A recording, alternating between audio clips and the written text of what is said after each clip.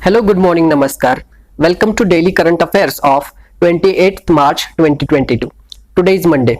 तो आज है तारीख 28 मार्च 2022 और देखते हैं हमारे एग्जाम के लिए क्या इंपॉर्टेंट करंट अफेयर्स है। उसी के साथ वीडियो के एंड में प्रीवियस ईयर पेपर्स के कुछ एमसीक्यू का डिस्कशन होगा। बट लेक्चर में आगे बढ़ने से पहले अगर आप चैनल पर नए हैं तो प्लीज सब्सक्राइब कीजिए और बेल आइकन को क्लिक कीजिए। हमें और एनकरेजमेंट की जरूरत है। साथ में इस लेक्चर का आपको पीडीएफ चाहिए तो ज्वाइन कीजिए Telegram group crack UPSC with Rohan. Channel का लिंक आपको डिस्क्रिप्शन बॉक्स में भी मिलेगा। तो let's start. The first current affairs is about women जजेस इन सुप्रीम कोर्ट। तो अभी ये न्यूज में क्यों है? तो एग्जैक्टली अभी क्या हुआ है कि वुमेन जो जजेस होते हैं सुप्रीम कोर्ट में, अभी तक 11 ऐसी वुमेन्स को अपॉइंट किया गया था और उनका जो टेन्योर होता है, मतलब जो कार्यकाल होता है, मतलब वो कितने दिन के लिए सुप्रीम कोर्ट में काम करती है, उसी को लेके ये न्यूज है। तो भी इसको आप जीएस पेपर 2 से, और उसमें भी topic structure, organisation and functioning of judiciary, इससे आप इस टॉपिक को रिलेट कर सकते हैं। तो न्यूज क्या है? एग्जैक्टली वुमेन जजेस का टेन्योर बहुत ही कम हो गया है और उसको बस एक सिंबॉलिक गेस्चर की तरह देखा जा रहा है सुप्रीम कोर्ट से। तो यही न्यूज है। इसके बारे में थोड़ा और जानते हैं। उससे पहले मैं आपको बता दूं, ये कुछ प्रोमिनेंट इंडिया की सुप्रीम कोर्ट चीफ जजेस रह चुके हैं। बहुत इंपॉर्टेंट केसेस में उन्होंने अपना योगदान दिया है, जैसे कि जस्टिस इंदिरा बनर्जी, जस्टिस हिमा कोहली मैम, देन जस्टिस बीवी नागरत्नम, जस्टिस बेलायम त्रिवेदी मैम। बहुत प्रोमिनेंट पॉपुलर फेसेस है ये। Concerns associated with short tenure of women जजेस, मतलब क्या कुछ प्रॉब्लम है, एग्जैक्टली क्या चिंताएं है इस विषय को लेके। तो the first is a little over 5 years is the average tenure for judges in the Supreme Court। तो सुप्रीम कोर्ट में जितने भी विमेन जजेस होते हैं तो उनका ज्यादा से ज्यादा कार्यकाल वो 5 साल तक ही रहता है। मतलब पॉलिटिक्स में जितना prime minister, chief minister in लोगों का होता है, तो विमेन जजेस का भी इतना ही टेन्योर रहा है। और बस एक ही जस्टिस रुमा पाल कह के एक जस्टिस थी, उनका कार्यकाल बस 6 साल के थोड़ा सा ऊपर था, जनवरी 2000 से लेके जून 2006 तक, इतना ज्यादा उन्होंने करा है। मतलब 6 साल मैक्स टू मैक्स उसका कार्यकाल रहा है। और 11 women judges have adorned the Supreme Court, but a majority of them have a tenure of less than 5 years। मतलब अभी तक 11 सुप्रीम कोर्ट में women judges रहे हैं और उनमें से भी ज्यादातर ऐसी जजेस है उनका कार्यकाल जो है 5 साल के नीचे ही रहा है। तो अभी इसका डिसएडवांटेज क्या हो सकता है कि 5 साल के नीचे इसका उन लोगों का कार्यकाल होना? तो short tenure of office as a judge in the Supreme Court likely reduces chances of being part of the constitution benches which decides important question of law। इसका मतलब बहुत कम कार्यकाल होना, बहुत कम टेन्योर होना, इसका मतलब है कि उनको ज्यादा अपॉर्चुनिटी नहीं मिल रही। जो कुछ भी इंपॉर्टेंट केसेस होते हैं और कॉन्स्टिट्यूशन बेंच जब बैठता है, कॉन्स्टिट्यूशन का मतलब बेंच, मतलब कि अगर कोई केस की सुनवाई हो रही है तो वहां पर 5 या 6 जजेस बैठते, कॉन्स्टिट्यूशन अमेंडमेंट एक्ट की तरह, तो उनमें अपना योगदान देने की उनको अपॉर्चुनिटी नहीं मिलती। तो ये डिसएडवांटेज है। एक इंपॉर्टेंट फैक्ट मैं आपको बता दूं, जस्टिस बानुमती का एक सुप्रीम कोर्ट जज थी, उन्होंने लिटिल लेस देन 6 इयर्स, मतलब 6 साल पूरा होने में थोड़ा सा ही कम वक्त बचा था, और वो एक 9 जज बेंच का पार्ट थी जिन्होंने सबरीमाला रिव्यू वर्डिक्ट जो था, सबरीमाला टेम्पल के लेके केरला में वो बात चली थी, इंपॉर्टेंट केस थी, वेमेन की एंट्री इस टेम्पल में, यही बात थी। और इसके ऊपर 9 जज बेंच को बिठाया गया था इस इशू को रिव्यू करने के लिए, इसके ऊपर सुनवाई करने के लिए। तो जस्टिस बानुमती इसका पार्ट थी। और फिर पैंडेमिक आया और उनका रिटायरमेंट भी आया था, तो जॉब अनफिनिश्ड रह गया। तो other problems associated with women जजेस ऑफ सुप्रीम कोर्ट, कौन कौन से और प्रॉब्लम है? ये ना कि सुप्रीम कोर्ट में ही, लेकिन हाई कोर्ट और नीचे भी डिस्ट्रिक्ट लेवल के ऊपर भी जो सारे कोर्ट्स हैं वहां पर ये सारी प्रॉब्लम्स दिखाई देती है। तो फर्स्ट इज अंडर रिप्रेजेंटेशन। अभी आप इसको मेंस के आंसर राइटिंग के लिए इस्तेमाल कर सकते हैं। बहुत ही अच्छा एक स्लाइड है जहां पर problems associated with the women जजेस मैंने डिपिक्ट किया है। तो फर्स्ट इज अंडर रिप्रेजेंटेशन। तो लगभग बस 30% ही ऐसे जो वुमेन का अभी मान लीजिए वुमेन को जो कोटा है, तो जो उस कोटे में भी सिर्फ 30% ही वुमेन्स को चांस मिलता है, अपॉर्चुनिटी मिलता है एज अ जज सर्व करने की। तो काफी उनका लोअर रिप्रेजेंटेशन वुमेन्स का है at all levels in the legal field. और लोअर जुडिशरी में तो और भी खराब है। क्योंकि वहां पर तो ध्यान देने वाला भी और कोई नहीं। Then structural issues are there, like मतलब कुछ लीगल प्रोफेशन को लेके या फिर वुमेन की तरफ बायस होना और जुडिशियल इंफ्रास्ट्रक्चर का भी ना होना, ये सब स्ट्रक्चरल इश्यूज रहते हैं। Then social concerns are very there. अब हमेशा इंडिया की तो सोसाइटी ऐसे है कि पैट्रियार्कल सोसाइटी है, पितृसत्ता है, यहाँ पर वुमेन को थोड़ा कम महत्व दिया जाता है। तो ऐसा ही क्यों है? क्योंकि पहले से ही जब से सिविलाइजेशन हुआ तब से वुमेन को कम महत्व दिया गया है। बस घर में रहो और घर की जिम्मेदारियां कंप्लीट करो, ये सब वुमेन की तरह वुमेन को ऐसा देखा जाता है। ये सब सोशल कंसर्न्स होते हैं। तो ऐसा लीगल फील्ड्स में भी कितना भी इंसान एजुकेटेड क्यों ना हो, थोड़ा सा बायस रहता है। तो इसी बायस को लेकर एक सोशल कंसर्न्स का पॉइंट आप डेफिनेटली वहां पर बता सकते हैं। Then last is lack of infrastructure. तो जुडिशियरी में अगर आप कोई वुमेन है, अगर उसके बच्चे हैं, तो वहां पर कुछ चाइल्ड केयर की फैसिलिटीज ना होना, या फिर एब्सेंस ऑफ रेस्ट रूम ना होना, या फिर छोटे छोटे कोर्ट रूम्स होते हैं क्राउडेड एंड क्रैम्प्ड, ये सब लैक ऑफ इंफ्रास्ट्रक्चर की बातें हैं। तो आप इसको अच्छा पॉइंट बना सकते हैं और थोड़ा सा और लेंथी करके अगर लिखेंगे तो बहुत अच्छा होगा। इससे आपका मेंस का आंसर बहुत डेफिनेटली अच्छा होगा। Then next current affairs is surge in exports. इसको आप जीएस पेपर 3 उसमें Indian economy and issues related to planning, mobilisation of resources, growth, development and employment, इसके साथ रिलेट कर सकते हैं। तो अभी एक कॉन्टेक्स्ट क्यों है, मतलब न्यूज में क्यों है? इंडिया का कल ही मतलब एक नीति आयोग ने एक्सपोर्ट प्रिपेयर्डनेस इंडेक्स को पब्लिश किया गया था नीति आयोग ने, और उसमें गुजरात स्टेट ने टॉप किया था। देन सेकंड नंबर पर महाराष्ट्र था और 3 नंबर पर कर्नाटक था। ये सब में इंपॉर्टेंट पोर्ट्स हैं और पोर्ट से एक्सपोर्ट्स जाते हैं बाहर की कंट्रीज को। अगर कोई यहाँ से सामान जा रहा है बाहर की कंट्रीज को, तो पहले इन पोर्ट तक जाएगा और फिर उस पोर्ट से शिप्स जो है वो सामान लेके दूसरे कंट्री के पोर्ट्स पर, और फिर वहाँ के पोर्ट से कंट्री के अंदर लोगों तक। तो ऐसा एक्सपोर्ट्स का ये सब चलता रहता है और इंडिया के एक्सपोर्ट्स बढ़ रहे हैं। मतलब अभी हिस्टोरिक $400 बिलियन का इस फाइनेंशियल ईयर में 2021-22 ने इंडिया ने अभी तक का हाईएस्ट एवर रिकॉर्ड ब्रेक किया है। तो इंडिया के लिए बहुत अच्छी बात है। ये दुनिया का सबसे बड़ा पोर्ट है। आपको सर्च करना है गूगल में दुनिया का सबसे बड़ा पोर्ट कौन सा है और किस कंट्री में है, उसका ज्योग्राफिकल लोकेशन आपको कमेंट करना है इस वीडियो के नीचे कमेंट बॉक्स में। इससे आप इसको लंबे समय तक याद रख सकते हो। अगर पोर्ट पे कोई सवाल आया तो डेफिनेटली दुनिया का सबसे बड़ा पोर्ट आपसे पूछ सकते हैं। तो कमेंट करना आपको नहीं भूलना है। वीडियो के लास्ट में भी मैं आपको याद दिलाऊंगा। Then a sign off hope for India. तो अभी ये साइन ऑफ होप मतलब क्या है कि जब इंडिया के एक्सपोर्ट्स बढ़ रहे हैं तो इंडिया की इकोनॉमी स्ट्रांग हो रही है, थोड़ा इकोनॉमिक बूस्ट मिल रहा है इकोनॉमी को। इंटरनेशनल ट्रेड में भी हमारा थोड़ा वर्चस्व बढ़ना शुरू हो गया है, क्योंकि जब से पैंडेमिक शुरू हुआ है कोरोना वायरस, तब से इंडिया की इकोनॉमी का बहुत बुरा हाल था। वी शेप की रिकवरी की एक्सपेक्टेशन थी। निर्मला सीतारमन फाइनेंस मिनिस्टर, उन्होंने जताई थी एक्सपेक्टेशन। आरबीआई गवर्नर ने भी वी शेप इकोनॉमिक रिकवरी के बारे में थोड़ा उन्होंने बात की थी। अभी फॉर इंस्टेंस मतलब थोड़ा उदाहरण के लिए देते कि ऑस्ट्रेलिया ने क्या किया था कि जब से ट्रेड बैटल विद चाइना उनका चल रहा था, तो इंडिया ने इसको अपने एक फायदे की तरह लिया। ऑस्ट्रेलिया और चाइना का ट्रेड बैटल चल रहा था, मतलब टैरिफ्स को लेकर, कस्टम्स, जो कुछ भी टैक्स रेट्स होते हैं, तो चाइना ज्यादा टैक्स लगाता था ऑस्ट्रेलिया के कोई भी प्रोडक्ट्स को। तो ऑस्ट्रेलिया को इस बात का बहुत नाराजगी थी।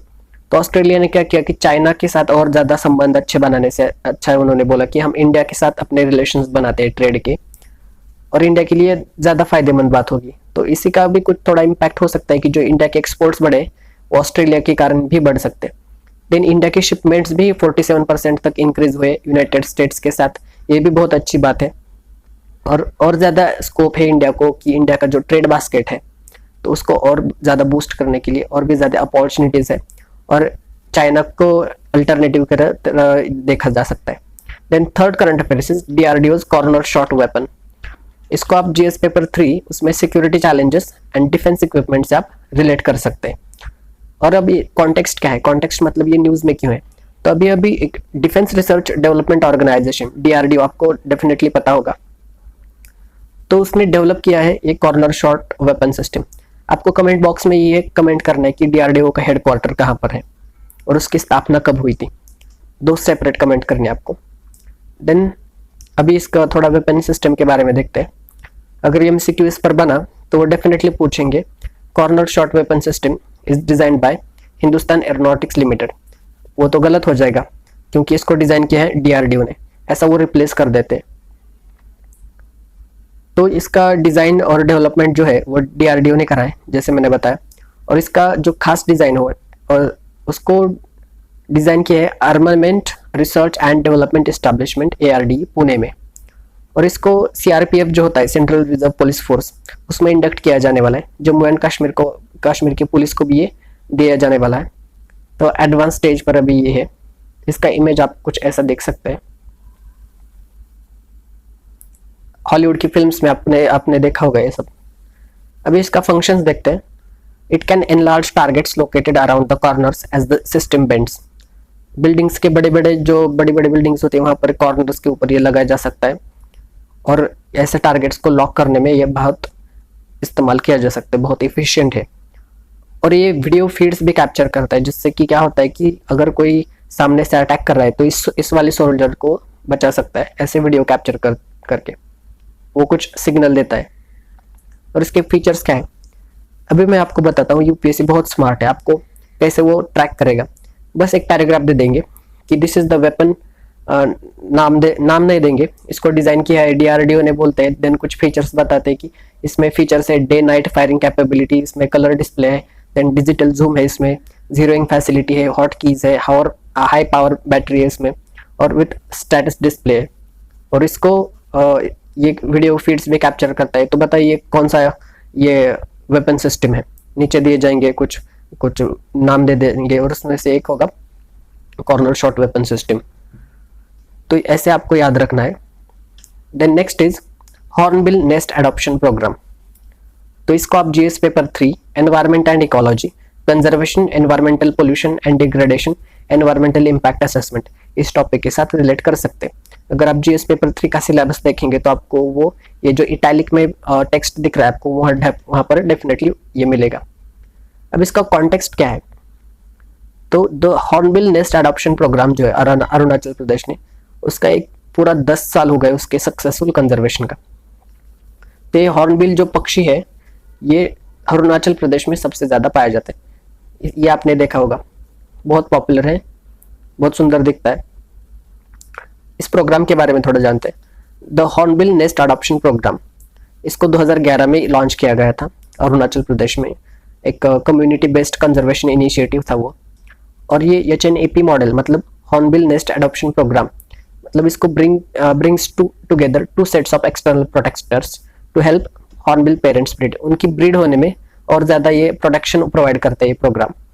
इसको लॉन्च किया गया था पार्टनरशिप, मतलब इसमें पार्टनरशिप था गोरे आबे सोसाइटी करके, वहाँ की एक लोकल NGO है अरुणाचल प्रदेश में। तो वो यहाँ पर उसका पार्टनरशिप था और अरुणाचल प्रदेश के जो फॉरेस्ट डिपार्टमेंट था वो भी इसका पार्टनर था जो गवर्नमेंट के साथ, मतलब गवर्नमेंट के 2 पार्टनर हो गए। और इसका तीसरा भी एक पार्टनर चौथा पार्टनर ये था कि पक्के पागा हॉर्नबिल फेस्टिवल कमेटी था 2017 में, उसको चौथा पार्टनर ऐसा इंक्लूड किया गया। और जो अभी ये सिर्फ अरुणाचल प्रदेश में ही नहीं लेकिन अरुणाचल प्रदेश के बाहर जो पक्के टाइगर रिजर्व है वहाँ के फॉरेस्ट में भी इसको ऑपरेट किया जाता है। हॉर्नबिल के बारे में थोड़ा 2-4 लाइन देखते हैं। हॉर्नबिल को एग्जैक्टली एक हेल्थ ऑफ फॉरेस्ट ऐसा इंडिकेटर जाता है क्योंकि हॉर्नबिल क्या करता है कि वो ज्यादातर फ्रूट्स वगैरह ये सब खाने में उसकी रुचि रहती है। इसको फार्मर्स ऑफ द फॉरेस्ट भी बोला जाता है। तो वो जब फ्रूट्स खाता है तो जो कुछ भी सीड्स वगैरह वहां पर होते हैं तो वो यहाँ से वहाँ फॉरेस्ट में ये सब सीड्स फेंके जाते हैं, वहां से फिर पौधे निकल के आते हैं। तो ये सब और पक्के टाइगर रिजर्व आपको इसका लोकेशन कमेंट बॉक्स में लिखना है। इसके 4 स्पीशीज है, great hornbill, rufous necked hornbill, wreathed hornbill and the oriental pied hornbill. आपको क्या एक एक्टिविटी में देता हूँ, कमेंट बॉक्स में आप ये लिखिए कि अरुणाचल प्रदेश में कौन से टाइगर रिजर्व है। ऐसे करेंगे तो आपको आज का एनवायरमेंट का सेक्शन आपका खत्म हो जाएगा। एक प्रीवियस ईयर MCQ का थोड़ा डिस्कशन दिखाता हूं मैं आपको। 2020 का क्वेश्चन है ब्लॉकचेन टेक्नोलॉजी के रिलेटेड। With reference to blockchain technology consider the following statements. उसमें फर्स्ट स्टेटमेंट था it is a public ledger that everyone can inspect but which no single user controls. Then second statement, अभी first statement किसी को अगर मान लीजिए आपको पता नहीं तो जाने दीजिए। सेकंड स्टेटमेंट देखिए, the structure and design of blockchain is such that all the data in it are about cryptocurrency only. ये स्टेटमेंट देखिए आप, लास्ट का वर्ड देखिए, क्रिप्टो करेंसी ओनली। ओनली मतलब बहुत ही एक्सट्रीम स्टेटमेंट हो जाता है। ब्लॉकचेन टेक्नोलॉजी में बहुत सारी चीजें आती है, अगर वो सिर्फ क्रिप्टो करेंसी के बारे में ही होती तो इतना पॉपुलर नहीं होता और उसके एप्लीकेशन भी नहीं होता। ब्लॉकचेन टेक्नोलॉजी के बहुत सारे एप्लीकेशन है, इलेक्शन फ्रॉड को भी डिटेक्ट करने में वो काम आता है। तो वो सेकंड स्टेटमेंट गलत हो जाएगा। अगर सेकंड स्टेटमेंट गलत हो जाए तो आप देखिए ऑप्शन बी और ऑप्शन सी कट कर दीजिए, और फिर हमारे पास बचते हैं ऑप्शन ए और डी। ऑप्शन ए और डी में दोनों ऑप्शन में 1 है वहां पर, मतलब फर्स्ट स्टेटमेंट करेक्ट है। It is a public ledger that everyone can inspect but which no single user controls. आपको इतना तो पता चल गया कि जो करेक्ट आंसर है वो ए या फिर डी में से है। तो 50% पर आप पहुंच गए, 50% चांसेस है कि आपका एमसीक्यू करेक्ट आ जाएगा। देन थर्ड स्टेटमेंट देखिए, applications that depend on basic features of blockchain can be developed without anybody's permission. यहाँ पर देखिए ये ब्लॉकचेन टेक्नोलॉजी है और टेक्नोलॉजी में हर कोई बात मुमकिन है। मतलब इसमें देखिए इस स्टेटमेंट का फील देखिए, ब्लॉकचेन कैन बी डेवलप्ड बोला है, कैन बी मतलब पॉसिबिलिटी जताइए, पॉसिबिलिटी मतलब सही बात है। तो तीसरा भी स्टेटमेंट करेक्ट है, इसलिए आपका राइट आंसर होगा डी 1 and 3। ये जो राइट ट्रिक टिक किया है 1 ओनली, ये पर ये नहीं है, ऑप्शन करेक्ट है D only, sorry D 1 and 3। तो ऐसे आपको एलिमिनेशन टेक्निक याद रखनी है। अगर अभी जो मैंने आपको बताया हुआ आपको समझ में नहीं आया तो थोड़ा वीडियो रिवाइंड करके आप फिर से सुन सकते हैं, आपको डेफिनेटली ऐसे एलिमिनेशन टेक्निक पता चलेगी। ऐसे ही यूपीएससी में बहुत सारा एलिमिनेशन टेक्निक चलता है। तो अगर आपको लेक्चर अच्छा लगा हो तो प्लीज सब्सक्राइब कीजिए और इसको शेयर कीजिए, एक लाइक जरूर कीजिए। और अभी मैं आपको बताता हूँ कमेंट सेक्शन में आपको क्या क्या लिखना है। इसके ये एक्टिविटी आपको बहुत हेल्प करेगी, क्योंकि वो आपको आपका कंसेप्चुअल अंडरस्टैंडिंग और ज्यादा मजबूत बनाएगी। तो कमेंट बॉक्स में आपको ये बताना है कि दुनिया का सबसे बड़ा पोर्ट कौन सा है, उसका कौन सी कंट्री में, उसकी कैपिटल कौन सी है उस कंट्री की, ये आपको कमेंट बॉक्स में लिखना है। दूसरी चीज आपको ये बताना है कि अरुणाचल प्रदेश में और कौन से टाइगर रिजर्व है, पक्के टाइगर रिजर्व के अलावा। और तीसरा ये आपको कमेंट बॉक्स में लिखना है कि डीआरडीओ का हेडक्वार्टर कहाँ पर है। ये 3 चीजें आपको कमेंट बॉक्स में लिखनी है। अगर आप एक बस आज के दिन ये एक्टिविटी करके देखिए, आपको वो चीजें हमेशा के लिए याद रहेंगी। तो thank you so much, wish you very good day, make your day productive.